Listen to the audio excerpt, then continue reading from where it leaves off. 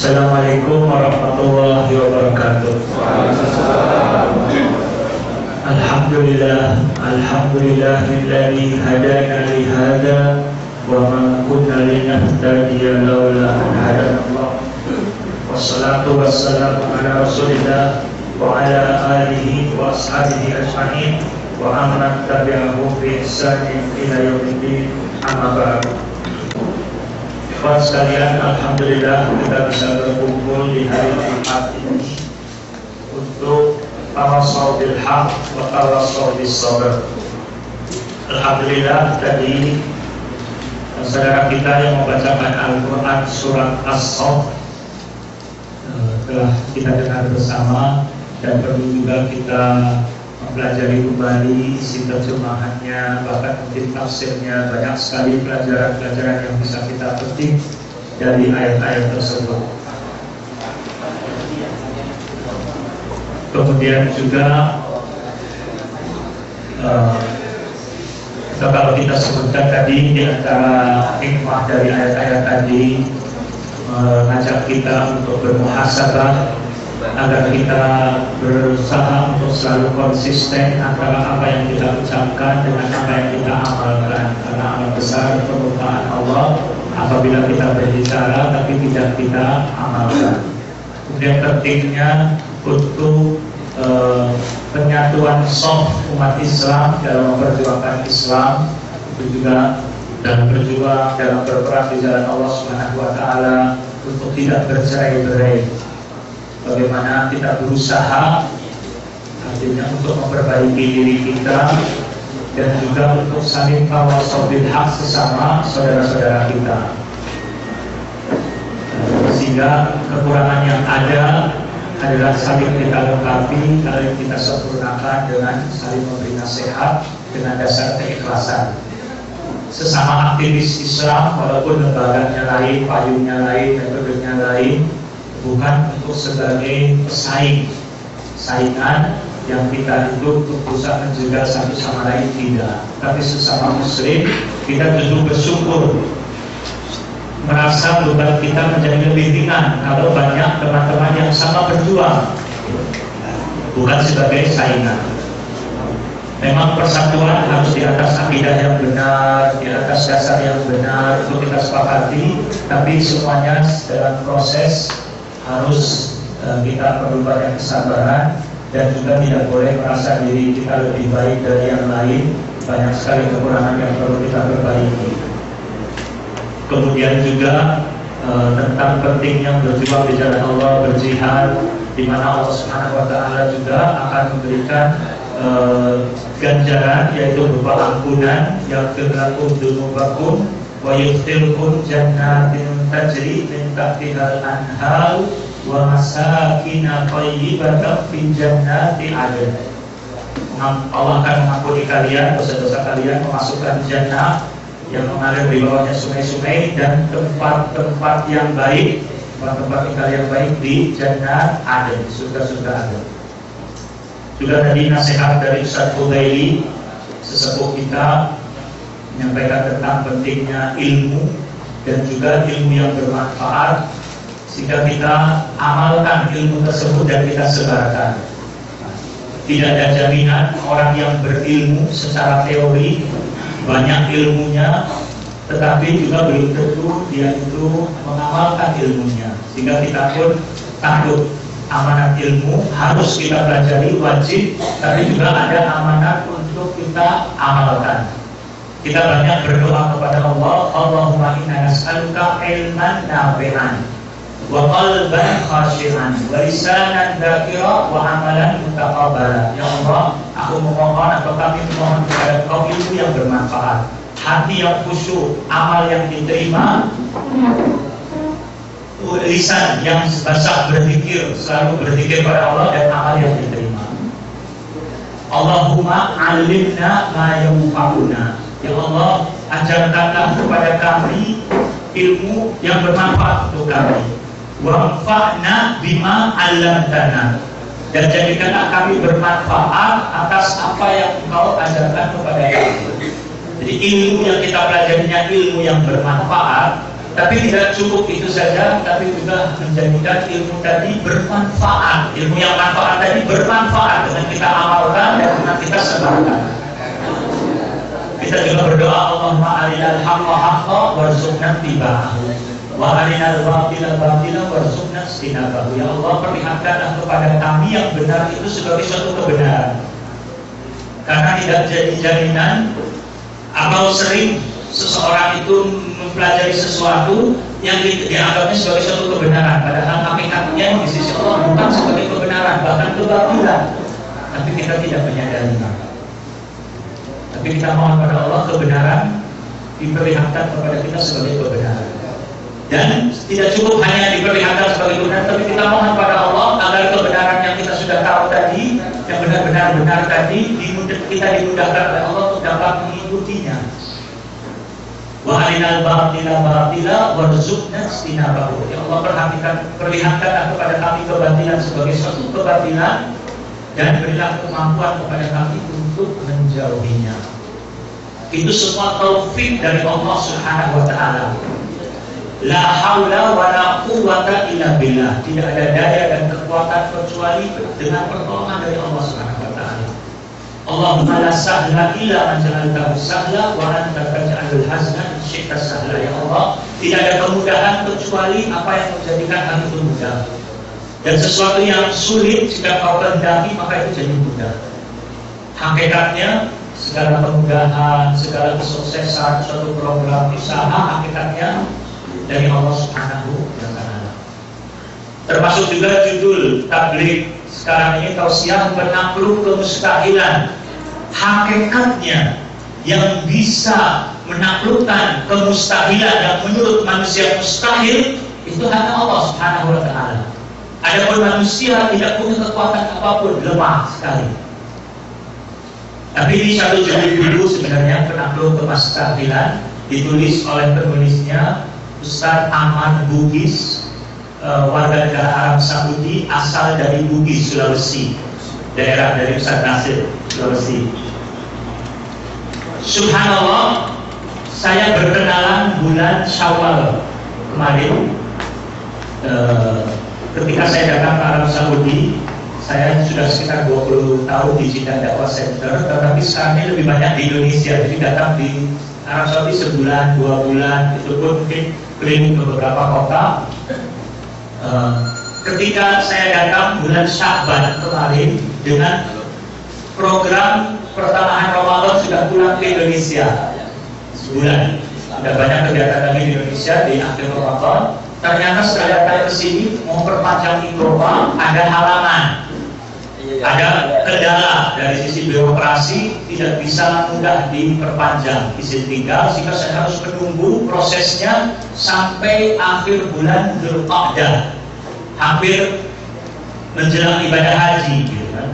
Di satu sisi ini adalah suatu hal yang tidak mengenakan, suatu musibah, artinya tidak sesuai dengan jadwal dan seterusnya. Tetapi kita harus yakin, insya Allah banyak hikmahnya dari musibah-musibah yang kita hadapi. Allah menginginkan kebaikan. Di antaranya yang saya rasakan, saya bisa berkenalan dengan Ahmad Bugis di bulan Syawal. Kalau pulang bulan Ramadan, belum tentu saya bisa berjumpa dengan beliau. Saya dapat banyak sekali pelajaran dari kisah hidup beliau. Bahkan beliau sendiri menulis buku yang judulnya Qahir Mustahil, penakluk kemustahilan. Itu julukan untuk beliau karena kondisi fisiknya yang lumpuh total sejak lahir usia 2 bulan. Kondisi fisiknya lumpuh total, semuanya tidak ada yang bisa digerakkan kecuali lisannya, lidahnya, dan kedua bola matanya saja. Dan saya berharap sebenarnya kalau antum pihak Islamic Center dari manapun, Sinaiya atau 14 atau nanti barangkali dari Malaysia lama, bisa mengundang beliaunya secara fisik datang, karena beliau kita di Jeddah. Beliau sering berceramah ke luar negeri, walaupun fisiknya dan badan lumpuh, gitu kan. Apalagi di kota Jeddah, saya yakin beliau insya Allah akan menerima dan saya bisa menjadi penghubungnya nanti insya Allah. Dan saya berharap juga barangkali nanti di antara pengurus ada yang bisa berkunjung ke rumahnya, berkenalan dulu. Setelah itu nanti bisa diatur bagaimana supaya beliau bisa datang, sehingga kesan yang akan kita dapatkan lebih berkesan dibandingkan kalau saya ceritakan secara lisan saja. Kalau melihat orangnya langsung, insya Allah mudah-mudahan pengaruhnya akan lebih berkesan, menambah iman kita, menjadikan kita lebih bersyukur kepada Allah dan seterusnya. Alhamdulillah setelah perkenalan dengan beliau, saya bawa buku aslinya ke Indonesia dan sudah diterbitkan oleh penerbit Republika di sana. Dan beliau pun sempat datang ke Indonesia setelah itu 10 hari di sana dan banyak berceramah di antara Masjid Istiqlal, Masjid Anti, dan juga berceramah di televisi di beberapa stasiun televisi. Inti dari penakluk kemustahilan dari sisi judul, kita tidak boleh bersangka negatif. Kita menganggap bahwa dia membanggakan dirinya, memposisikannya sebagai penakluk kemustahilan, berarti dia sombong dan seterusnya. Jangan. Sering kita ini mudah sekali memvonis, mudah sekali menyimpulkan, padahal dalam kehidupan sering salah, tidak sesuai dengan apa yang kita duga. Makanya untuk masalah hal-hal yang sifatnya negatif, bersangka negatif, sebisa mungkin sekuat tenaga kita harus hindari. Banyak berpikir yang positif, mungkin begini, mungkin begitu. Dan diantaranya, insya Allah yang saya yakini dari tulisan beliau adalah ingin memberikan motivasi. Intinya dari kata-kata penakluk kemustahilan, supaya kita tidak putus asa. Tidak ada yang mustahil bagi Allah Subhanahu wa Ta'ala. Menurut manusia mungkin dianggap mustahil, tapi bagi Allah tidak ada yang mustahil. Sehingga perlu kita beriman yang kuat, tawakal, banyak berdoa, dan berikhtiar, harus punya tekad bulat, tahan banting. Itu diantara pesan yang ingin beliau sampaikan, Ustaz Muhammad Bukhis, kepada kita semua, dan khususnya orang-orang yang berkebutuhan khusus, dari orang-orang yang lumpuh dan mempunyai kekurangan fisik lainnya. Adapun kalau kita menyampaikan kepada orang lain, harus hati-hati. Jangan membanggakan diri kita sendiri yang akhirnya tanpa sadar, bukan untuk memberi motivasi, tapi akhirnya mungkin nanti timbulnya geria, keunjuk. Itu yang harus kita hindari. Tapi ketika ada orang lain yang menceritakan kebaikan dirinya, kita husnuzon, seperti sahabat Abdullah bin Mas'ud radhiyallahu anhu. Silahkan kalian tanya kepada Al-Quran tentang tafsirnya, sebelum kalian nanti tidak mendapatkan orang yang bisa menjawab. Karena dia butuh yakinnya dengan kemampuannya dalam hal ilmu tafsir Al-Quran. Dan untuk memberikan sebagai suatu motivasi, dan juga untuk mengakui akan nikmat yang Allah berikan, sampaikanlah dari sisi situ. Itu paham insyaallah bahwasanya kalau kita mendengar orang lain terkesan membanggakan diri kita husnuzon, kalau kita pribadi hati-hati ketika berbicara, sebisa mungkin jangan sekali-kali membanggakan diri sendiri, khawatir terjerumus kepada dia dan ujub. Beliau Ammar Bukhis, bukunya ini diberi kata pengantar yang cukup banyak, yang menarik. Di antaranya dari anak dari Raja Abdullah, anaknya memberikan kata pengantar. Kemudian juga anak dari putra mahkota, kemudian juga Menteri Pendidikan, Menteri Sosial, Menteri Kebudayaan dan Penerangan. Ada 3 menteri yang memberikan kata pengantar, termasuk juga ada Syekh Muhammad Al-Arifi, Dr. Muhammad Al-Arifi memberikan kata pengantar. Dari antara kata pengantar dari Menteri Sosial menginginkan bahwa buku ini dijadikan kurikulum untuk anak-anak sekolah, karena begitu pentingnya isi buku ini.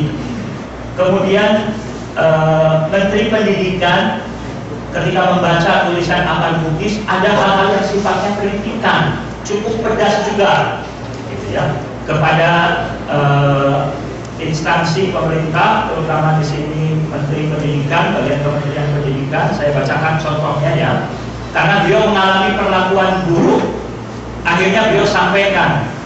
Jadi beliau sebelum saya ceritakan dulu kritikannya, saya ceritakan saja dulu sejarah. Beliau ini Ammar Bukhis lahir di Amerika. Ayahnya mengambil program doktor di Amerika. Lahir anak pertama, Ammar sehat, tapi ketika usia 2 bulan lumpuh. Dokter mengatakan tidak mungkin bisa hidup lebih dari 2 tahun, terkena penyakit Wendig-Hoffmann. Tidak mungkin bisa lebih dari 2 tahun. Nah, ini perkiraan manusia, dianggap mustahil bisa hidup. Tapi bagi Allah tidak ada yang mustahil. Sampai sekarang usianya 27 tahun masih hidup. Ketika usia 8 tahun, Ammar mendatangi lagi dokter tersebut. Wahai dokter, Anda mengatakan saya tidak bisa lebih umurnya dari 2 tahun, sekarang saya sudah sampai 8 tahun. Bagaimana pendapat Anda? Dokternya di Amerika mengatakan ini keajaiban Tuhan. Terus Amar juga ketika saya berkunjung ke rumahnya mengatakan saya sejak kecil tidak pernah merasa minder, tidak pernah merasa rendah diri. Kalau rendah hati harus ya, rendah diri. Karena kekurangan fisiknya sehingga merasa tidak punya kemampuan, terus mungkin putus asa dan seterusnya, tidak terima kepada takdir, mungkin bersangka buruk kepada Allah. Alhamdulillah, dan itu hal yang negatif. Saya merasa tidak pernah merasa minder dan saya seperti orang yang lain yang normal. Hanya saja fisik saya beda dengan mereka. Tapi alhamdulillah akal saya diberi kesehatan orang. Sehingga ketika ada anak tetangganya datang mengatakan, masih kecil juga, Amarnya masih kecil, Amar, mengapa Anda tidak bisa bergerak? Mengapa Anda tidak bisa berjalan? Amar balik bertanya kepada anak tetangga tadi, kalau Anda bisa bergerak, bisa berjalan, mengapa? Mengapa Anda bisa berjalan? Mengapa Anda bisa bergerak? Anak itu mengatakan, Allah menciptakan saya bisa bergerak dan berjalan. Sama, Allah juga menciptakan saya tidak bisa bergerak dan tidak bisa berjalan. Jadi tidak ada beda, gitu kan? Sama. Ini juga, itu kepercayaan diri yang kuat. Subhanallah, sekolah di Amerika di sekolah yang normal sampai kelas 3 SD dan nilainya selalu istimewa dalam pelajarannya. Dari tangan kaki semuanya tidak bisa bergerak, kepalanya saja tidak bisa digerakkan. Tapi ada pembimbing di sekolah itu yang menuliskan untuk Amar, yang menuliskan, Amar yang mendiktekannya. Kalau ada pertanyaan jawabannya apa, tinggal pinjam tangan orang lain, tapi yang menjawab adalah Amar. Dan luar biasanya sekolah di sana, ketika Amar tidak masuk sekolah, Amar waktu kecil terus banyak sakit, paru-parunya terganggu, sampai sekarang tiap malam harus pakai alat bantu pernapasan karena sesak tiap hari, tidak pernah lepas, umur hidup harus pakai alat bantu pernapasan. Sering tidak masuk sekolah, pihak sekolah memutus wali kelasnya untuk datang ke rumah Amar mengajarkan pelajaran yang tertinggal, yang tidak didapatkan di sekolah karena tidak masuk. Itu ada guru yang datang mengajarkan di rumah privat supaya tidak ketinggalan pelajaran. Kalau pelajaran olahraga, teman-teman yang lain yang sehat olahraga di lapangan, Amar tidak dibiarkan sendiri di kelas melamun.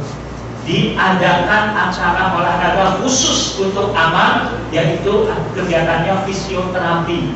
Ada pelatihnya khusus dan alat-alat yang disediakan oleh pihak sekolah. Diperhatikan luar biasa orang yang lumpuh tersebut, dimanusiakan. Ketika Amar pulang ke Jeddah umur 8 tahun, ayahnya sudah selesai doktor, dosen di Jamiah Malik Abdul Aziz.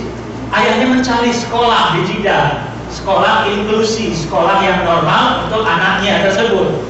Karena Amar tidak ingin di sekolah yang LSLB ya, sekolah luar biasa khusus untuk orang cacat tidak. Amar ingin sekolah di sekolah yang umum karena begitu yakin dengan kemampuannya bisa bersaing dengan mereka. Tidak ada satu sekolah pun setiap bapaknya datang atau kakeknya mendatangi sekolah tidak ada yang mau menerima. Karena belum siap untuk menerima orang yang lumpuh belajar, repotkan nantinya yang lain. Yang akan merepotkan. Kita berusaha memaklumi, tetapi seharusnya sekolah-sekolah Islam pun harus lebih baik daripada sekolah non-Muslim, dalam pelayanan dan seterusnya. Karena agama Islam yang mengajarkan akhlak mulia sampai detail-detailnya. Ya, agama lain tidak ada pembahasan-pembahasan yang lebih rinci tentang akhlakul karimah. Al-hikmah dhalatul mu'min. Hikmah itu barang yang hilang milik orang beriman. Kita prihatin kalau justru ada sebagian dari akhlak Islam yang dilaksanakan oleh orang-orang kafir, sedangkan kitanya terkadang oknumnya belum menjalankan Islam dengan sebaiknya, sehingga citra Islam jadi malah tambah terpuruk dan buruk. Ini PR buat kita bersama untuk benar-benar mengamalkan Islam secara konsisten dan konsekuensi. Akhirnya ada satu kepala sekolah yang memberikan usulan untuk belajar di rumah Amar, tapi nanti tesnya ikut di sekolah sehingga dapat ijazah dari sekolah. Alhamdulillah akhirnya belajar di rumah, ada guru khusus. sampai lulus SMA berhasil dengan nilai istimewa. Rata-rata rapotnya 96, sekian dari 100. Ketika usia 13 tahun hafal Quran 30 juz. Luar biasa. 13 tahun hafal Quran 30 juz. Aman mengatakan kepada saya bahwasanya Farid, kalau kita kena musibah apapun beratnya, kita harus berhusnudzon kepada Allah, bersangka baik kepada Allah, bahwa Allah pasti memilihkan kepada kita yang terbaik. Musibah apapun, sakit, ya musibah ditipu orang, musibah apapun, musibah kita melamar pekerjaan tidak diterima, anak kita melamar untuk sekolah tidak diterima dan seterusnya, kita yakin bahwa itu terbaik. Kemudian Amal bercerita, yang saya terharu bukannya kami yang memberi nasihat kepada beliau yang lumpuh gitu ya, memberikan nasihat, justru beliau yang memberikan motivasi kepada kita yang sehat untuk berhusnudzon kepada Allah, jangan putus asa dari rahmat Allah, harus yakin, tawakal. Terus dia cerita, dahulu kala ada seorang raja yang dapat musibah, tangannya putus satu. Raja ini sangat shock gitu ya, terpukul dengan musibah yang berat ini. Panggil seluruh dokter untuk bisa menyambung lagi tangannya, tidak ada satu dokter pun yang mampu bisa memperbaiki, menyambung tangannya lagi. Akhirnya dia menyampaikan segala unek-uneknya, kesedihannya, kekagetannya kepada Perdana Menteri sekaligus penasehatnya, menceritakan. Perdana Menteri mengatakan hakikatnya putusnya tangan Anda itu baik untuk Anda. Tapi orang lagi sakit kadang tidak mendengar ucapan seperti itu, dipahaminya lain. Oh, berarti Anda senang ya tangan saya sakit, putus. Ini jelas-jelas buruk, Anda bilang baik. Anda lagi main-main dengan saya dan seterusnya, jadi tersinggung, salah paham. Dipecatnya Perdana Menteri tadi dan disuruh masuk penjara. Perintahkan pengawalnya masukkan penjara. Perdana Menteri mengatakan sesungguhnya penjara bagi saya juga hakikatnya baik untuk saya. Keluar masuk penjara, raja pergi sendirian naik kuda, pergi bisa mengendali kuda dengan tangan satu, sampai keluar daerah kekuasaannya, luar wilayah yang asing bagi raja tersebut. Di sana ada penduduk dari kaum animisme, penyembah berhala, yang kepala sukunya memerintahkan anak buahnya untuk menangkap siapapun orang asing yang kamu jumpai untuk kita bunuh, kita jadikan tumbal untuk sesembahan kita, untuk dewa-dewanya, kaum musyrikin. Raja itu ditangkap. Walaupun raja mengatakan saya raja dari negeri seberang, nggak ada yang percaya. Anak buah itu tidak mau tahu, yang penting tangkap perintah dari atasan gitu ya. Kalau Anda ketinggalan di rumah, ditangkap oleh jabatan, yang di rumahnya di rumah, nggak mau tahu, penting tangkap. Tapi ketua suku juga tidak memperhatikan raja atau siapa, tetapi yang dia marah ketua suku kepada anak buahnya salah tangkap. Oh, salah tangkap yaitu menangkap orang yang tidak sempurna fisiknya dan cacat. Kita mau memberikan tumbal sesembahan, ini harus orang yang sempurna. Lepaskan lagi orang ini. Baru si raja itu setelah dilepaskan baru sadar kebenaran kata-kata Perdana Menteri, putusnya tangan Anda adalah baik untuk Anda. Manusia itu sering tergesa-gesa ya, tidak berpikir musibah, kebaikan-kebaikan yang kita temukan. Padahal banyak kalau kita menemukan dari setiap musibah. Raja itu pulang menyesal, tapi ini sifat kesatria, tidak malu gengsi untuk minta maaf. Dia lepaskan lagi, dia minta maaf pada Perdana Menteri, baru sadar atas ucapannya. Tapi yang saya belum paham, Anda mengatakan penjara bagi Anda baik bagi Anda. Saya belum paham, tolong ceritakan apa hikmahnya. Kata Perdana Menteri, kalau saya tidak di penjara, saya diajak Anda jalan-jalan ke negeri seberang. Kalau saya ditangkap, kami berdua ditangkap, Anda dilepaskan, saya dibunuh. Itu di antara cerdas. Perdana Menterinya spontan langsung menjawab. Nah ini subhanallah nantinya. Tapi yang menyampaikan ini Ammar yang posisinya kondisinya lumpuh total dari umur 2 bulan.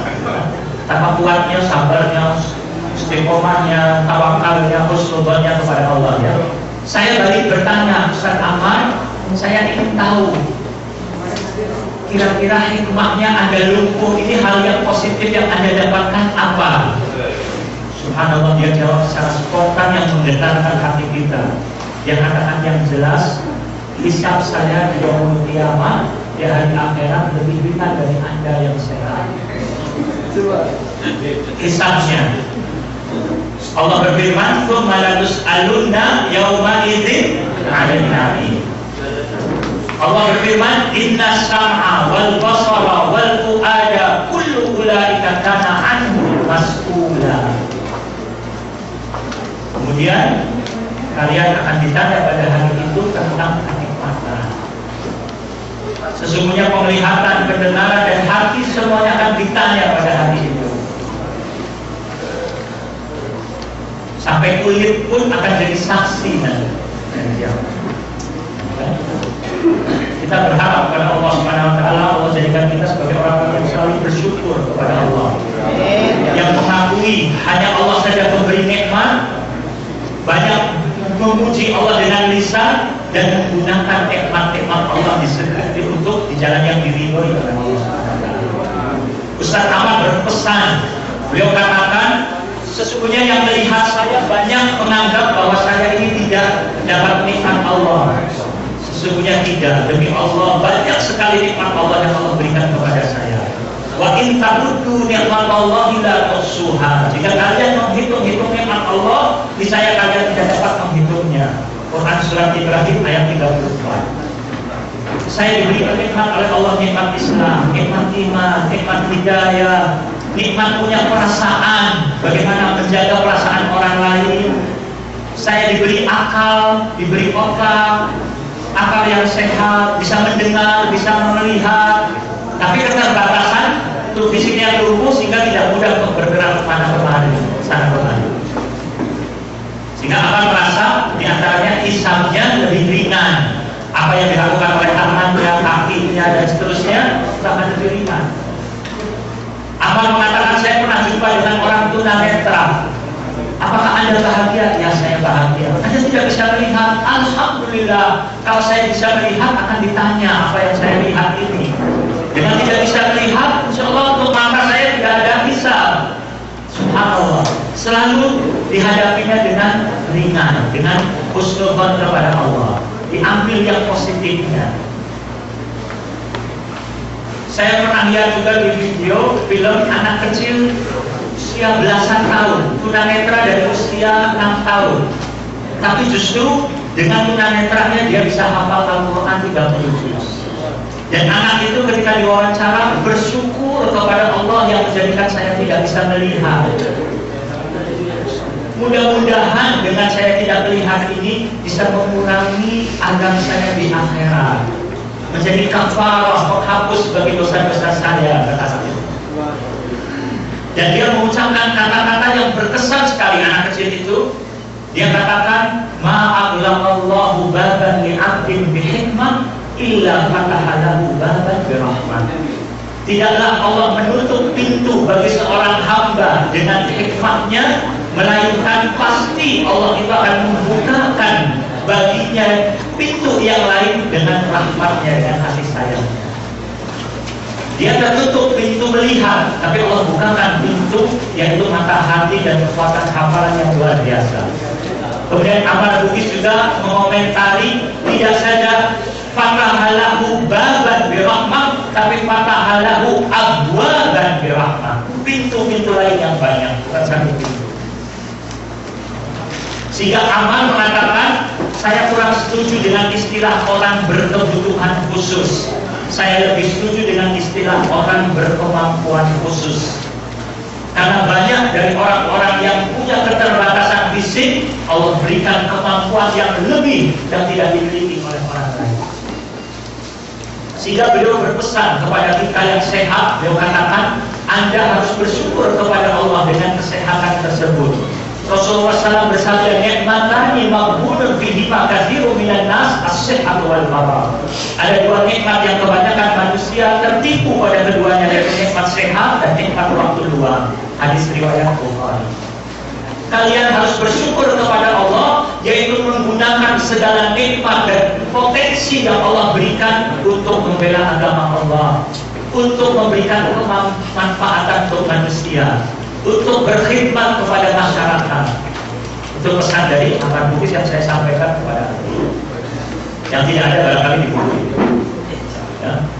Jadi nikmat dari Allah harus kita benar-benar gunakan dengan menggunakannya di jalan yang diridhoi oleh Allah Subhanahu wa taala.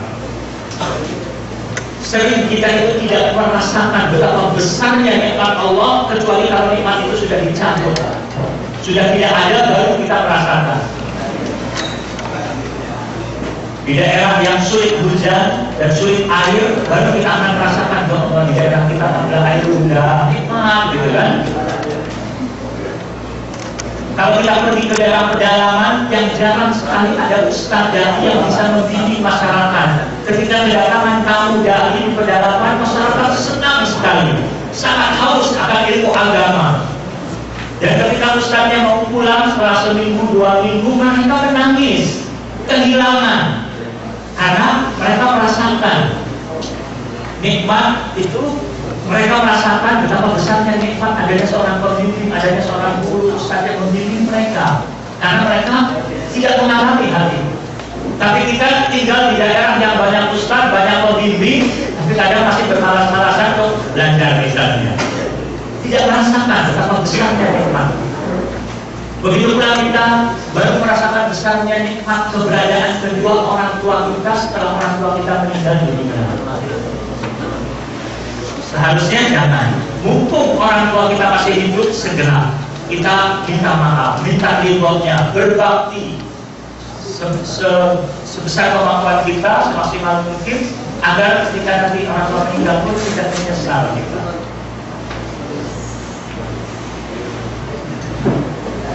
Aman mengalami kesulitan-kesulitan tadi, tidak bisa sekolah di sekolah formal, kemudian juga setelah lulus SMA aman kuliah di Jeddah, jurusan komunikasi.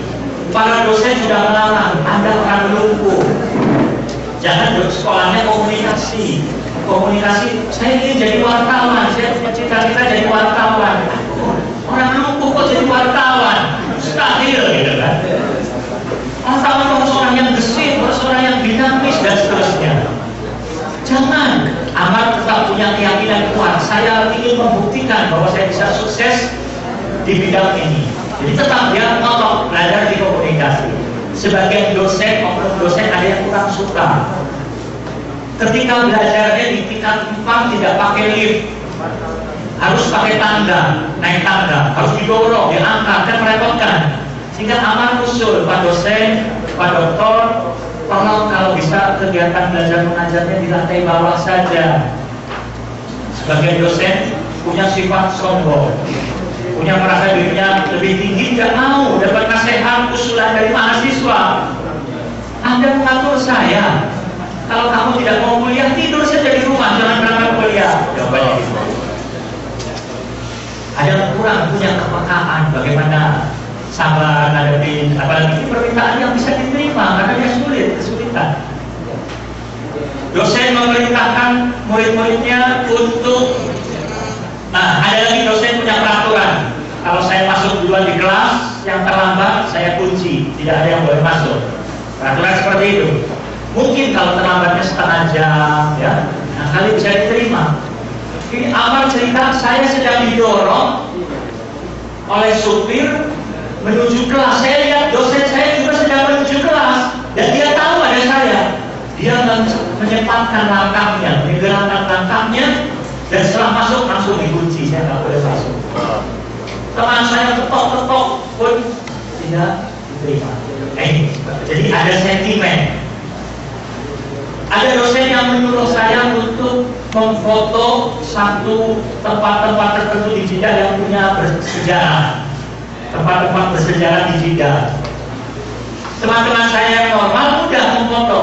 Saya diantar oleh ayah. bawa foto, tapi perintahnya tetap saya yang menentukan, hanya saya pinjam tangan ayah. Misalnya untuk zoomnya ya, didekatkan ataupun dijauhkan, itu Amar yang mengatur. Geser ke kiri sedikit, ke kanan sedikit, ke atas sedikit, itu Amar yang minta. Setelah cocok tepat, iya ayah pencet, lalu dipencet oleh ayahnya. Jadi fotonya oleh Amar dibawa dengan senangnya ke dosen. Ketika diserahkan ke dosen, diperolok-olok oleh dosen. Anda kan cacat, tangannya Anda nggak bisa gerak, bagaimana bisa memfoto seperti ini? Karena sudah tidak suka, orang itu kalau sudah tidak suka selalu ada saja salahnya. Tapi kalau kita itu kadang senang kepada seseorang, walaupun salah besar pun kadang tidak ada salahnya. Sehingga Amar pulang dengan nangis. Dia tidak ingin kuliah lagi, ingin berhenti kuliah, tidak kuat menghadapi penderitaan yang berat. Tetapi ayahnya bilang jangan, Amar tetap saya harus keluar gitu. Ayahnya bijaksana. Saya usul Amar, kalau bisa kamu cuti saja 1 semester. Kalau nanti setelah 1 semester Anda ingin tidak sekolah lagi silakan. Tapi sekarang jangan putuskan keluar, cuti. Barangkali Anda berubah pikiran. Akhirnya diterima juga, ya boleh saya cuti, ambil cuti. Setelah perjalanan cuti, baru dia timbul semangat lagi, semangat berjuang. Saya kalah kalau saya menyerah begini, saya tidak boleh putus asa. Saya ingin membuktikan menurut manusia mustahil saya jadi wartawan, saya bisa jadi wartawan yang sukses. Berangkat lagi kuliah lagi setelah 1 semester, dihadapi segala itu. Kadang Amar terbawa emosinya karena tidak sukanya terbawa. Ada dosen mengatakan, kalau mahasiswa kalian ingin ditakdirkan Allah jadi rektor, kira-kira apa yang akan Anda lakukan? Satu mahasiswa mengatakan, saya ingin supaya beasiswa untuk mahasiswa ditinggikan, dinaikkan. Karena sekolah di sini ada diberi beasiswa ya, tidak malah bayar. Ada lagi yang mengatakan yang lain, sampai giliran Amar, kata dosennya, Amar, apa yang akan Anda lakukan? Kata Amar, kalau saya ditakdirkan jadi rektor di universitas ini, yang pertama kali saya lakukan adalah memecat Anda dari dosen. Marah dosen tersebut. Amar sudah tidak kuat. Padahal ayahnya sudah menasehati, jangan ditentang, jangan melawan arus, bisa juga, gitu kan? Tapi dia kadang tidak salah. Tapi subhanallah, perjalanan waktu Amar lulus dari universitas dengan hasil cum laude. Dan kalau antum bisa lihat di YouTube, film Amar Bugis akan dilihat bagaimana suasana waktu wisudanya. Film dokumenter asli waktu di wisuda, dapat penghargaan dari Gubernur Mekah langsung. Ijazahnya yang menyerahkan adalah sertifikatnya Gubernur Mekah kepada Amar. Nah, sehingga Amar dalam buku ini menceritakan hal-hal yang tidak baik yang dia alami dari institusi pendidikan. Dia sampaikan, apalagi saya harus mengalami semua perlakuan buruk itu justru di sebuah negara Islam. Padahal ketika saya tinggal di sebuah negara yang tidak mengakui agama sebagai sumber hukum, ternyata negara itu justru mau mengakui hak saya sebagai manusia yang juga harus menikmati kehidupan yang setara dengan semua orang. Sungguh saya benar-benar menyayangkan sikap diskriminatif semacam itu masih ada di dalam kepala beberapa warga tanah air saya ini. Menteri Pendidikan baca buku ini kan, tapi dia tidak marah dikritik seperti itu, gitu kan? Dikritik seperti itu, malah jawabannya saya cukup kagum dengan jawaban dari Menteri Pendidikan atau komentarnya. Dia katakan, tentu saja berbagai kesulitan yang harus dialami Amar ketika menjalani pendidikan yang belum memiliki fasilitas memadai bagi mereka yang berkebutuhan khusus telah mendorong kita untuk semakin giat bekerja di berbagai lembaga pendidikan tinggi agar dapat menjadi lebih bersahabat dengan saudara-saudara kita yang berkebutuhan khusus. Mulai dari kesiapan lembaga itu untuk menerima mereka sampai menyediakan semua fasilitas belajar demi meringankan beban yang muncul akibat kekurangan fisik yang mereka miliki. Tak pelak mereka yang berkebutuhan khusus memang telah menunjukkan kepada pemerintah agar pihak pemerintah lebih memperhatikan kelompok masyarakat yang sangat berharga ini serta dapat memberikan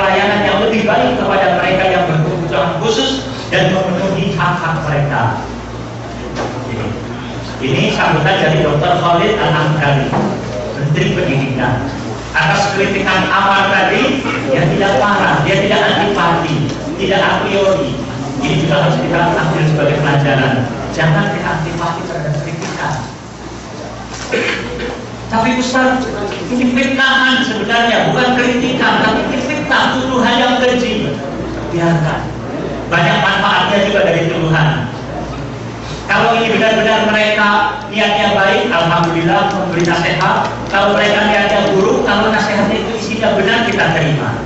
Tapi kalau itu ternyata fitnahan, tuduhan, insya Allah mudah-mudahan jadi kafar bagi dosa-dosa kita. Mudah-mudahan ini juga sebagai teguran, karena walaupun itu fitnahan, tapi kita sebagai manusia tidak lepas dari lemah, dosa, dan hal-hal yang lain yang Allah tutupi tidak diberitahukan kepada mereka. Itu pun kita perlu koreksi juga untuk kita perbaiki segala kekurangan kita. Kita doakan sebagai mereka yang memfitnah kita mendapatkan hidayah. Kalaupun terpaksa, agar Allah membalas dengan pembalasan yang setimpal, agar mereka jadi sadar dan bertobat kembali ke jalan yang Allah. Tapi jangan dihadapi fitnahan tersebut dan kita kadang merasa untuk memperbaiki nama baik dan seterusnya, kita ladeni dan seterusnya, habis potensi kita untuk meladeni, akhirnya waktu kita habis dari hal-hal yang lebih penting lagi yang harus kita laksanakan. Ya. Kemudian Amar waktu sakit-sakitan di masa kecil, neneknya itu banyak memanggil dokter. Di samping dokter juga orang-orang yang beruqyah, jadi pengobatan alternatif yang disyariatkan atau diperbolehkan oleh syariah, seperti ruqyah, zam-zam. Amar sampai sekarang hanya bisa minum air zam-zam saja. Kalau air selain zam-zam muntah lagi tidak bisa. Kalau makanan harus dilembutkan. Kalau air subhanallah hanya zam-zam menerimanya. Kalau pergi keluar negeri pun waktu di Indonesia bawa air zam-zam yang cukup banyak sehingga untuk memenuhi kebutuhan minum. Pengobatan alternatif yang disyariatkan, yang diperbolehkan oleh syariat, itulah yang boleh kita lakukan. Adapun yang dilarang seperti pergi ke orang pintar alias dukun gitu ya, walaupun namanya sekarang macam-macam, istilahnya eyang, istilahnya orang pintar, macam-macam gitu kan, tapi sesungguhnya itu dukun hakikatnya. Rasulullah SAW bersabda, "Man akan arrafan al-kahinan fasaddaqahu bima yaqul faqad kafara bima unzila ala Muhammad sallallahu alaihi wasallam." Barang siapa yang datang ikut dukun, tukang ramal dan membenarkan apa yang dikatakan oleh dukun itu, dia telah kufur atas apa yang diturunkan kepada Nabi Muhammad sallallahu alaihi wasallam. Jadi kita perlu beritahu keluarga kita, teman-teman kita, kalau ketimpa musibah sakit, menahun belum sembuh, jangan sampai akhirnya keluar jalur dengan pengobatan alternatif yang dilarang oleh syariat. Sikapnya Amar ada juga pelajaran penting juga ya. Ketika di akhir kuliah, Amar sering nulis artikel, kirim ke koran, karena dia cita-citanya jadi wartawan, ini pemenang. Tulisan dia tidak pernah diterima oleh koran. Dia datangi wartawan senior yang berkenalan dan mengatakan, saya punya cita-cita jadi wartawan. Ini tulisan-tulisan saya, tolong saya dibimbing. Saya pun tidak dapat bimbingan dari wartawan senior.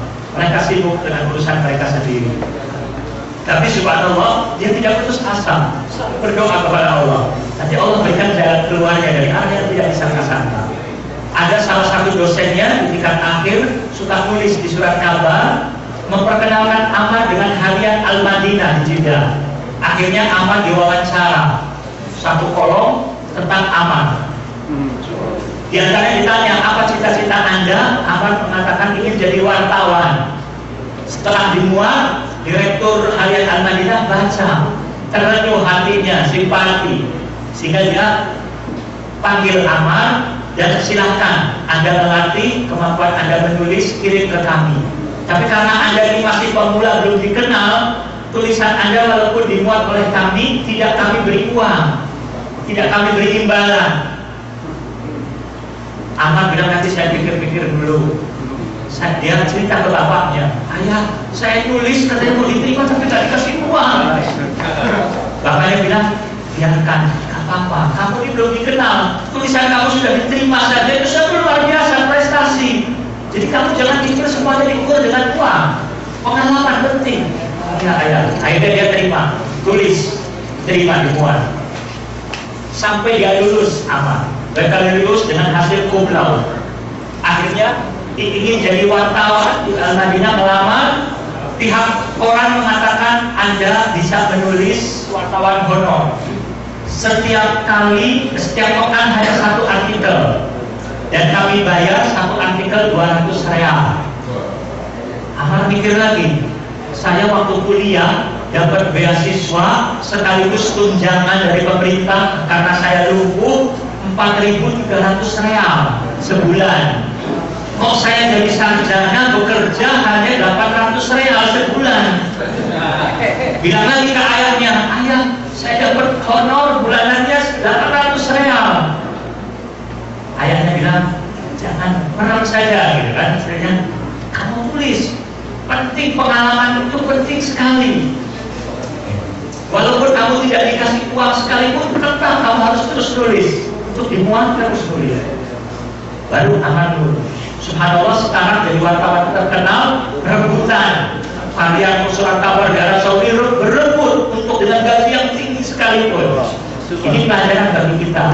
Barangkali kita sudah tua, punya anak-anak ya, punya anak-anak yang baru lulus. Ajarkan mereka supaya mereka mau merintis dari bawah, dari nol. Sering kita itu ingin langsung kerja yang gajinya langsung tinggi saja. Ada penawaran gajinya rendah, nggak mau. Teman saya mengatakan ada orang-orang dari India banyak, mereka pergi ke Dubai bekerja walaupun tidak digaji untuk mencari pengalaman di awal mulanya, baru lulus belum ada pengalaman. Gajinya rendah sekali, mereka berprinsip nggak digaji pun nggak apa-apa. Tapi setelah setahun 2 tahun punya pengalaman, melamar di perusahaan lain bisa dapat gaji yang jauh lebih tinggi dan seterusnya merintis. Ini juga satu pelajaran berharga dari kisah Ammar, bagaimana dia merintis dari bawah. Kemudian Ammar pernah 3 kali hampir saja meninggal. Pernah 3 kali. Waktu sakit kecil pernah, subhanallah, pertolongan dari Allah Subhanahu wa Ta'ala luar biasa sampai terselamatkan dengan izin Allah. Pernah tenggelam juga waktu pengobatan di Cekoslowakia, tenggelam. Akhirnya alhamdulillah bisa terselamatkan. Dipegang oleh kakaknya tapi merosot gitu. Dan kakaknya kaget, tak bisa berbuat apa-apa, panik. Tapi subhanallah akhirnya ayahnya datang, masih bisa terselamatkan. Jadi umur ini benar-benar dari Allah Subhanahu wa Ta'ala ajalkan, waktu sudah takdir.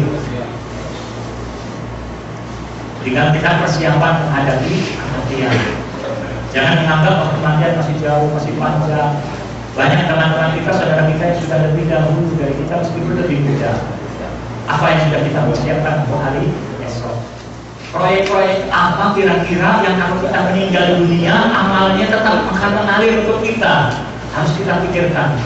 Amal-amal jariah dari ilmu yang bermanfaat, berwakaf ashab, membangun masjid, sekolah, membiayai penuntut ilmu, membiayai para dai, para ustaz dan seterusnya yang bisa memanfaatnya terus mengalir sampai akhir hayat.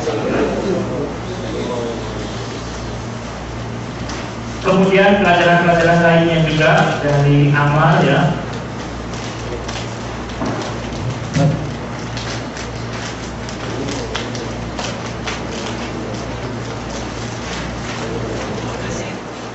Amal mengatakan di antara kunci kesuksesan, semua kesuksesan itu intinya pokoknya dari Allah Subhanahu wa Ta'ala memberikan taufik pada hambanya kan, dengan doa, dengan keimanan, dengan tawakal, kemudian juga dengan ikhtiar, dengan sebab, cari sebab.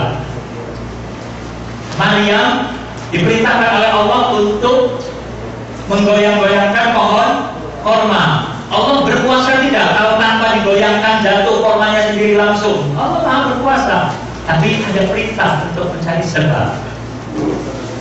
Dalam keadaan hamil itu kan, dengan menggoyangkan ada sebab, tapi bukan semata-mata sebab. Tidak kita mengandalkan sebab, tapi sebab itu harus. Di antara sebab-sebabnya adalah kita harus punya kemauan, kata apa? Harus punya kemauan. Kalau mau sukses harus punya kemauan. Tapi tidak cukup hanya kemauan saja, harus punya tekad kuat. Untuk berhasil harus punya tekad kuat. Tekad kuat itu konsekuensinya harus ada amal nyata, tindakan nyata. Kalau kemauan saja bisa hanya hayalan saja, cita-cita, lamunan. Tapi tekad kuat harus ada amal nyata. Saya ingin selama di Arab Saudi, saya ingin bisa belajar Al-Quran, baca Quran dengan baik. Saya ingin ngaji mendalami Islam, saya ingin ini dan itu, punya keinginan, cita-cita. Harus ada tekad kuat. Kemudian tidak cukup hanya tekad kuat, tapi harus tahan banting. Harus pantang menyerah. Dan harus terus-menerus melawan semua rintangan-rintangan untuk bisa tetap sukses. Karena punya tekad kuat pun rintangan akan selalu ada. Harus dihadapi. Jangan lari dari masalah. Dihadapi. Contoh yang menarik dari kegiatan Ammar sekarang, Ammar di samping jadi wartawan terkenal, bekerja pagi ke kantor dan seterusnya, dia juga punya amal sosial. Amal sosial yaitu sebagai relawan, misalnya di kantor-kantor, di lembaga-lembaga sosial, LSM, sehingga dia sekarang ini jadi motivator, sering pergi ke rumah sakit, ke panti-panti asuhan, ke sekolah-sekolah untuk memberikan tausiah, motivasi, gitu kan. Di antaranya pernah ke suatu rumah sakit memberikan motivasi, ada perawat mengatakan, Ustadz Ammar, ada pasien di rumah sakit kami ini sudah 7 tahun lamanya, kakinya lumpuh, tapi dia tidak pernah berinteraksi sama yang lain, menyendiri saja. Di sana ada memberi motivasi untuknya. Iya, saya siap, tolong saya bawa ke kamarnya. Dan dibawa Ammar ke kamarnya. Kemudian perawat itu telepon ke pasien tadi, lumpuh kakinya tapi tangannya sehat, dia bisa ngangkat telepon lewat HP. Ada tamu yang akan mengunjungi Anda. Pasien itu mengatakan, tidak, saya tidak mau diterima, tidak mau menerima. Akhirnya perawat itu datang lagi ke Ustadz Ammar. Ustadz Ammar, maaf, pasiennya tidak mau menerima Anda. Kalau kita yang jadi Ammarnya mungkin ya sudah, nggak mau, gitu kan. Tapi Ammar bilang, dia itu butuh hakikatnya, butuh motivasi, gitu kan. Tetap bawa saya ke dia, bagaimana caranya? Bawa saya ke dia. Ini di sini istilahnya terus menerus, nggak mau ada halangan, terus berhenti. Ditanya, itu apa? Terus dia ingin masuk. Akhirnya disiapkan, karena perempuan ya pakai jilbab dan seterusnya, umurnya 17 tahun.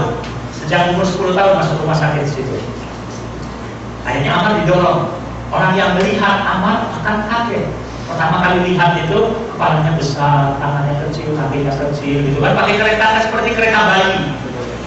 Didorong seperti itu. Kaget ini pasien ini. Diam saja tidak mengusir kan. Setelah itu Ammar salah, mengatakan nama saya Ammar, nama Anda siapa? Diam saja. Perawatnya mengatakan namanya Abir. Abir itu artinya aroma yang suci, yang wangi gitu. Oh, bagus sekali Abir namanya, kata Ammar. Kemudian Ammar tanya, Abir, Anda selama di rumah sakit suka melukis atau tidak? Dia bilang tidak, tapi terus jawabannya. Anda suka main komputer tidak di rumah sakit? Tidak. Nah, Abir, apakah Anda ingin saya keluar dari ruangan ini? Ammar diam dulu. Pasien itu terus jawab lagi, tidak. Ini kemampuan Ammar juga secara komunikasi, bagaimana menghadapi orang yang tidak ingin bertemu dengan dia, tapi karena tahu jawabannya tidak, cari pertanyaan yang kira-kira jawabannya tidak juga, tapi baik. Apakah Anda ingin saya keluar? Nah, tidak lagi harusnya. Setelah tidak berarti sudah cair. Dan setelah cair itu alhamdulillah jadi ada obrolan dan seterusnya. Perlu waktu orang berkomunikasi kan. Anak kecil aja kalau berjumpa dengan yang lain belum saling kenal, kadang mungkin mukanya masang dulu, tengkar dulu, tapi setelah itu jadi sahabat ya. Ini contoh. Ammar alhamdulillah setelah itu sampai pasiennya itu cerita curhat masalah-masalah sifatnya pribadi ke Ammar. Saya sebenarnya nggak ngerti sholat, tata cara sholat, ingin belajar sholat. Kemudian Ammar juga dia mengatakan saya ini senang melukis sebenarnya, gitu kan? Tapi nggak ada alat-alat lukis. Ammar pergi lagi beli alat-alat lukis. dia bawa, dia hadiahkan untuk Abir pelukis, penggambar. Kemudian Abir cerita, saya benci dengan orang tua saya. Orang tua saya membuang saya ke sini. Hanya setahun sekali saja mengunjungi saya. Memang kasih uang banyak untuk saya, tapi saya tidak butuh uang. Saya butuh kasih sayang orang tua, perhatian, pengakuan dari orang tua bahwa saya anaknya. Ketika orang tua saya pulang, saya buang-buang ke tempat sampah. Saya tidak butuh dia, tidak butuh uang. Luar biasa. Setelah Amar memberi motivasi kepada dia, subhanallah, timbul semangat hidupnya, timbul semangat untuk berbuat. Diajak jalan-jalan dengan Amar dan perawat-perawat lainnya, pergi ke taman di rumah sakit. Baru pertama kali selama 7 tahun keluar dari ruangan ke taman. Diajak ke laut, di Jeddah, di pantai, di bahar. Semangat hidup. Setelah sekian lama, perawat bilang ke Amar, Ustaz Amar, maaf, orang tua Abir melarang Anda berkomunikasi dan berhubungan dengan anaknya. Mengapa anak-anak? Saya tidak tahu. Kalau bawa saya ke orang tuanya, saya ingin bertemu dengannya. Dibawa ke rumahnya.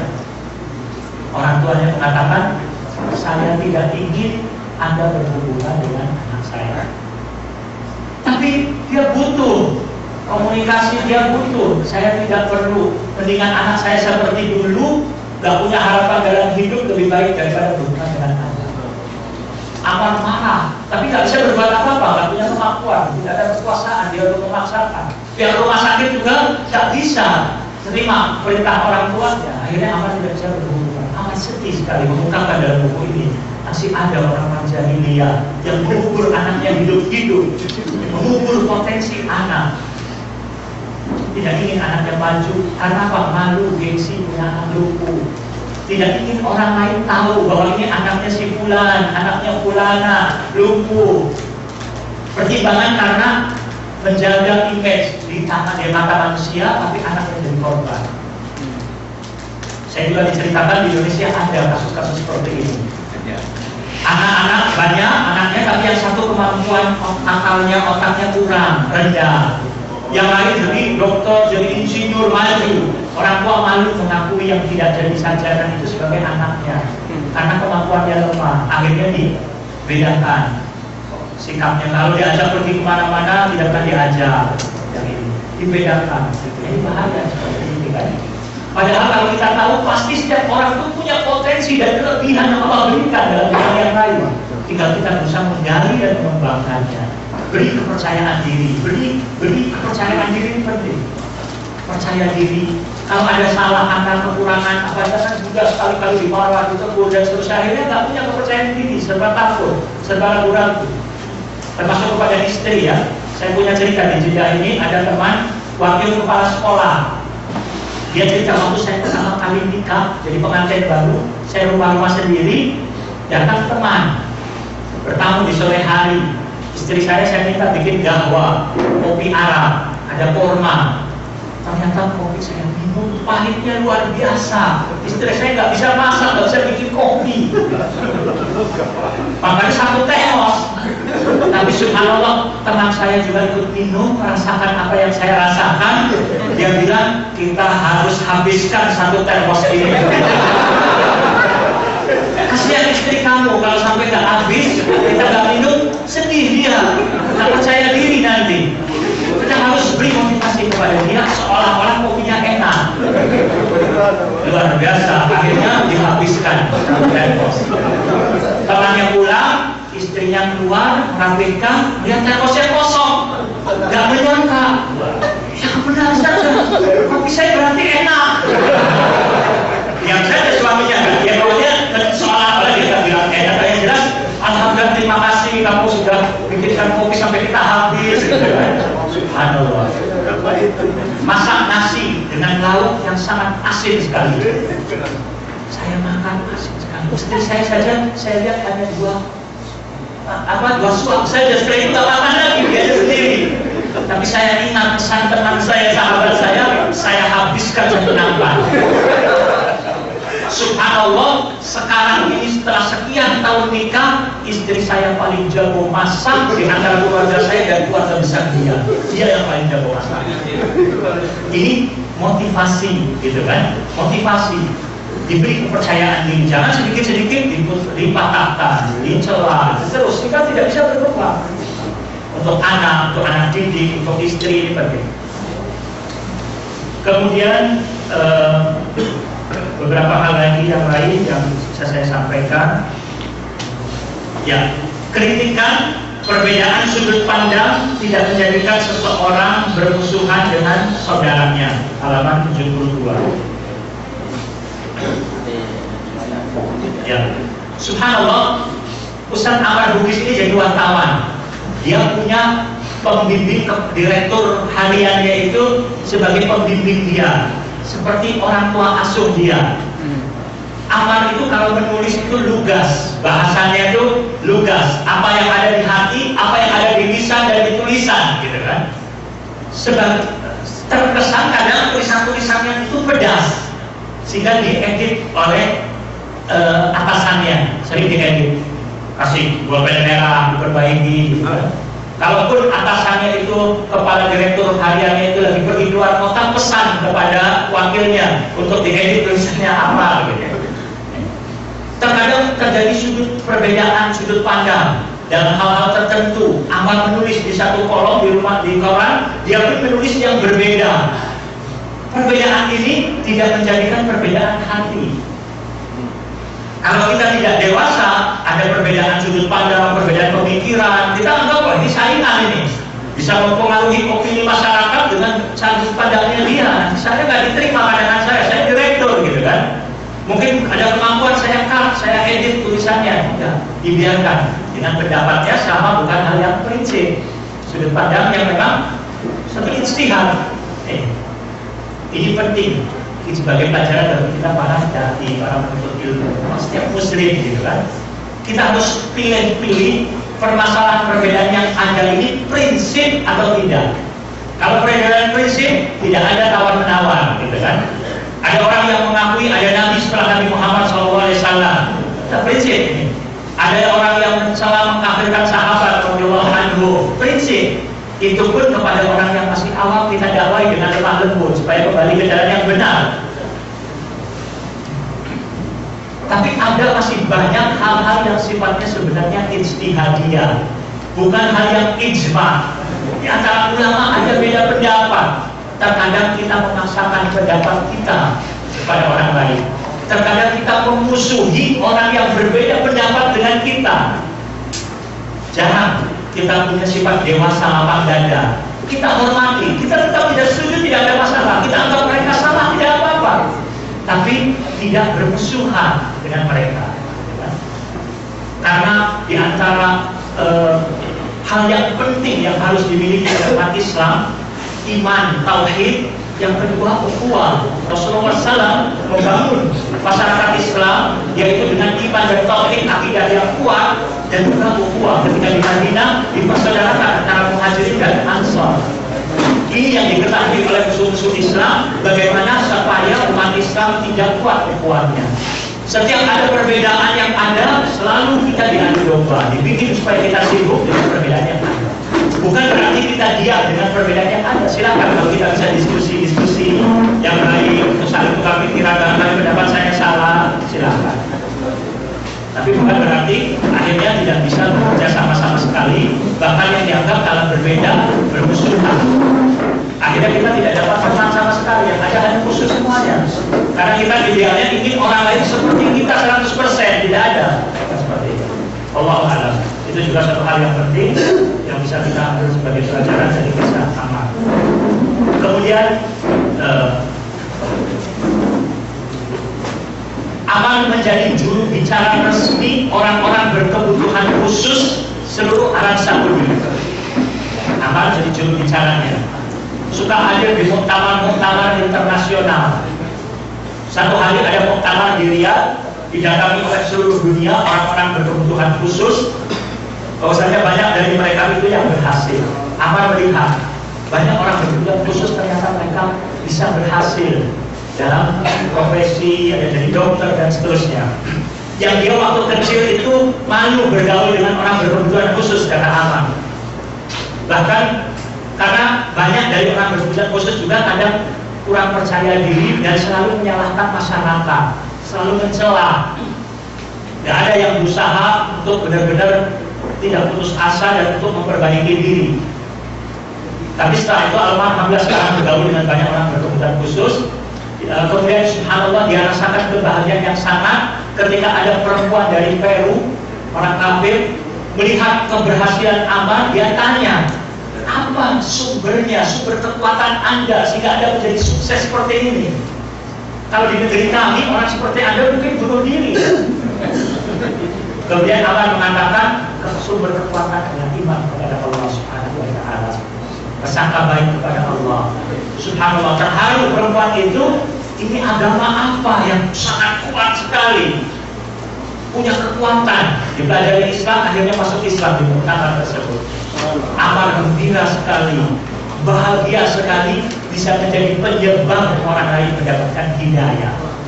Jadi subhanallah, penyebab orang lain mendapatkan hidayah. Kata Nabi SAW, yaitu Allah memberikan hidayah dengan sebab kamu itu lebih baik dari kamu daripada mendapatkan unta yang merah, unta yang sangat mahal. Yang sangat mahal harganya. Kalau kendaraan mobil sekarang luar biasa sangat mahal sekali, tapi dengan sebab kita orang lain dapat hidayah itu luar biasa. Itu seperti pahala yang sangat besar sekali. Sehingga kita pun berupaya. Di samping kita juga berusaha mendapatkan hidayah untuk diri sendiri, keluarga, masyarakat, kita harus pikirkan terus dengan kemampuan-kemampuan yang kita miliki. Tidak sedikit orang masuk Islam dengan buletin yang kita sebarkan, berikan kepada orang lain. Tidak sedikit orang dapat hidayah karena kita ajak datang ke majelis taklim, ke pengajian, walaupun kita tidak bisa berceramah, dia menasihati dia secara langsung. Berbagai macam cara.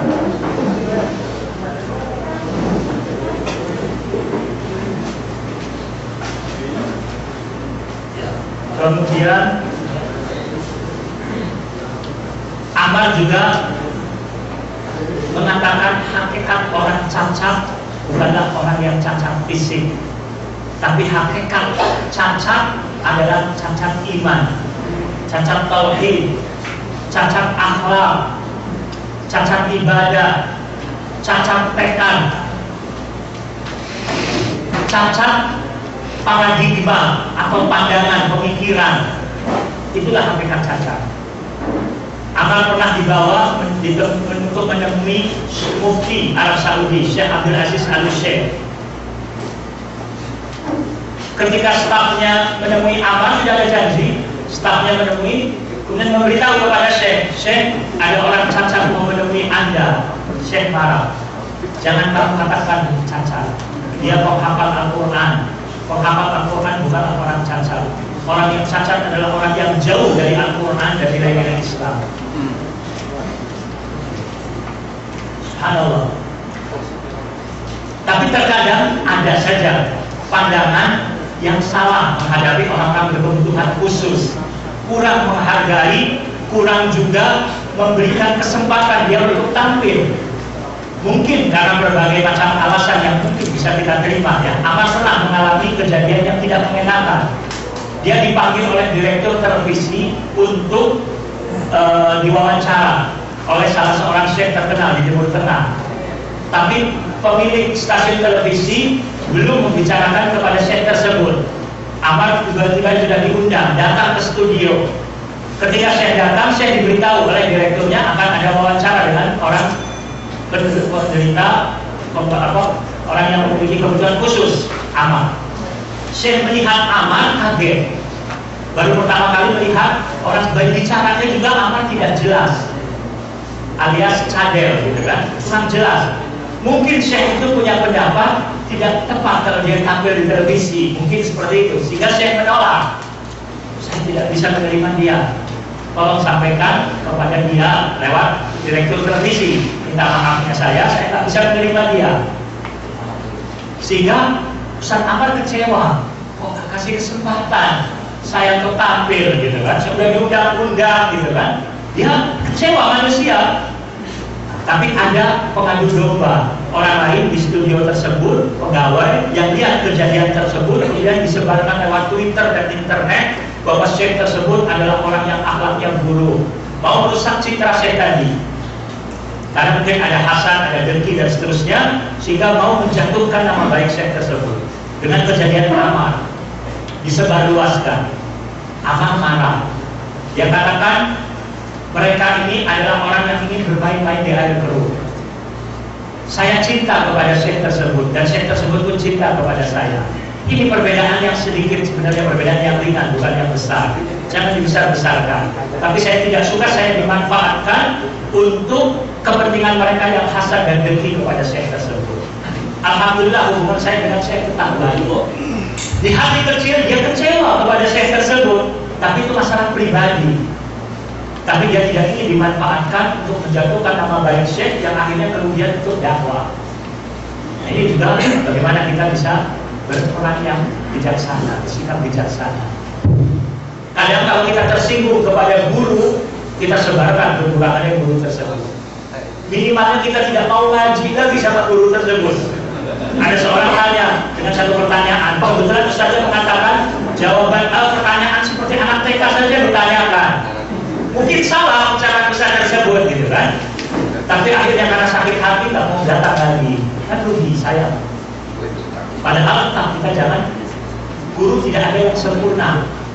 Manusia biasa, punya kekurangan, punya kelemahan, punya kesalahan. Kewajiban kita adalah mengingatkan dengan cara yang baik. Kalau tidak bisa secara langsung lewat orang lain. Tapi jangan sampai dakwah menjadi rugi, jangan sampai juga kita menjadi rugi tidak mendapatkan ilmu dari guru. Itu juga satu pelajaran yang bisa kita. Terakhir barangkali Ammar, ya, terakhir ya, Ammar punya semangat ingin jadi dosen. Daftar bulan Ramadan kemarin di Jeddah, daftar. Setiap datang ke kampus ingin berjumpa dengan rektor, pihak sekretaris tidak memberi kesempatan. Dibilang rektornya sedang sibuk. Kapan tidak sibuknya? Ya, coba datang lagi besok atau lusa. Datang lagi Ammar sampai 3 pekan ke Pak kampus, tidak selalu tidak bisa menemui rektor. Akhirnya Ammar marah. Kok orang lain boleh masuk ke ruang rektorat, kok saya nggak boleh? Sekretaris bilang Anda orang cacat, tidak pantas jadi dosen di kampus ini. Ammar bilang Anda tidak berhak melarang saya untuk jadi dosen. Yang berhak memutuskan adalah rektor. Kalau rektor yang bilang saya terima, beri kesempatan saya jumpa dengan rektor. Tidak bisa kesempatan. Ammar sudah nikah dengan seorang janda sarjana komputer yang secara fisik utuh sehat. Hanya menikah ingin merawat Ammar. Luar biasa ya. Orang yang cacat lumpuh seperti itu secara fisik, tapi ada orang yang mau menikahi dia untuk merawatnya. Karena tahu Ammar punya potensi, sehingga dengan merawatnya perempuan tersebut mengharapkan ganjaran dari Allah SWT, mendapatkan pahala.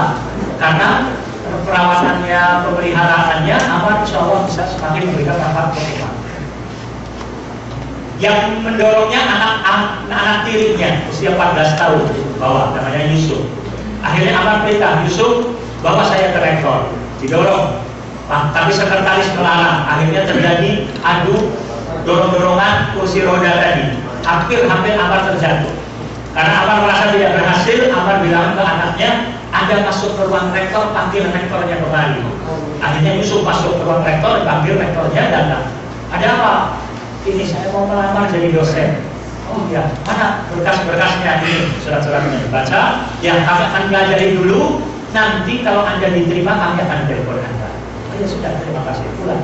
Sampai lama, sekian lama, 3 pekan tidak ada berita sama sekali.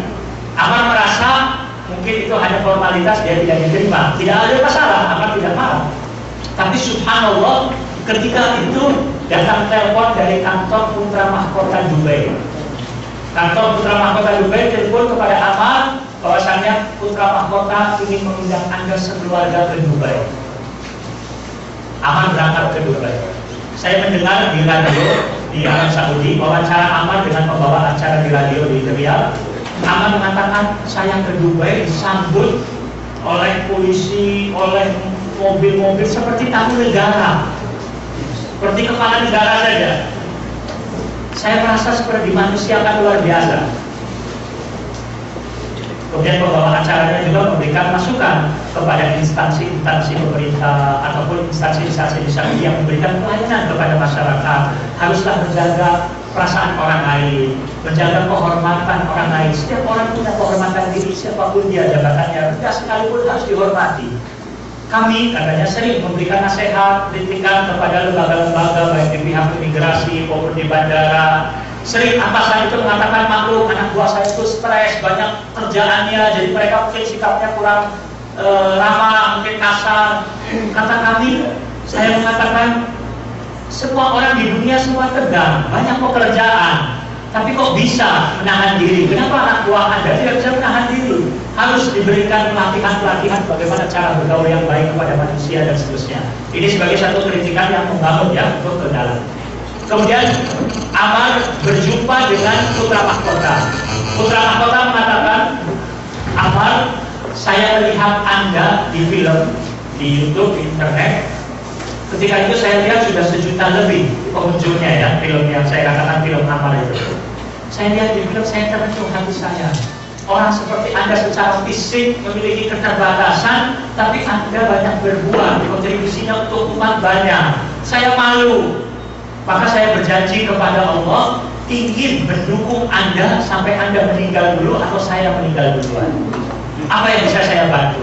Amar mengatakan saya ingin jadi dosen. Oh, ya sudah saya bawa ke kampus di Universitas di Dubai. Dipertemukan dengan rektor menerima dia dan semua gaji rumah kendaraan yang menggaji putra mahkota sudah siap memberikan pelajaran tentang komunikasi. Dan Amar dikenal di Arab Saudi juga sebagai wartawan terkenal sekarang ini, alhamdulillah. Kemudian setelah itu Amar ingin apa lagi? Kata putra mahkota. Amar mengatakan saya ingin kuliah lagi S2 dan S3. Kata putra mahkota, saya siap akan memberikan beasiswa untuk Anda sampai lulus doktor. Subhanallah. Kemudian berita ini dimuat oleh surat kabar di Arab Saudi bulan Syawal, bulan Dzulqa'dah kemarin. Kemudian juga mereka menyayangkan pihak kampus di sini yang tidak memberikan kesempatan pada Amar, tapi justru kampus di luar negeri yang memberikan penghormatan untuk Amar untuk bisa jadi dosen. Sekarang ini pemerintah Arab Saudi yang menahan Amar untuk jalan ke Dubai supaya jadi dosen di sini. Sampai sekarang masih jadi rebutan dua negara ya. Saya belum tahu keputusannya nanti bagaimana. Intinya Amar ketika saya berkunjung ke rumahnya, beliau berpesan, tolong sampaikan juga kepada kaum muslim di Indonesia, aslih ma bainaka wa bainallah, sayuslihullahu ma bainaka wa bainan nas. Perbaikilah hubungan Anda dengan Allah, niscaya Allah akan memperbaiki hubungan Anda dengan manusia yang lain. Itu saja yang bisa saya sampaikan. Sebenarnya masih banyak lagi pelajaran-pelajaran yang bisa kita petik, tapi mungkin bisa Anda lihat di internet banyak artikel-artikel bahasa Indonesia yang menceritakan tentang Amar ketika Amar berkunjung ke Indonesia. Ada satu orang di artikel menulis, saya menangis terseduh-seduh melihat Amar. Saya malu kepada Allah. Saya ini sedang menghadapi musibah yang berat, tapi sebelum ini saya bersangka buruk kepada Allah. Tapi setelah saya melihat Amar dan mendengarkan ceramahnya, dia berhusnudzon kepada Allah, padahal dia kondisinya jauh lebih buruk dari saya bertobat kepada Allah Subhanahu wa taala. Subhanallah. Ya, pengaruhnya sangat luar biasa sekali ketika mendengarkan nasihat-nasihat dari Amar, dan insya Allah kalau Anda mendengar langsung nasihat dari beliau, tentu insya Allah akan lebih berkesan daripada apa yang saya ceritakan tidak langsung atau dengar langsung dari orang. Ya, itu saja. Wassalamualaikum warahmatullahi wabarakatuh.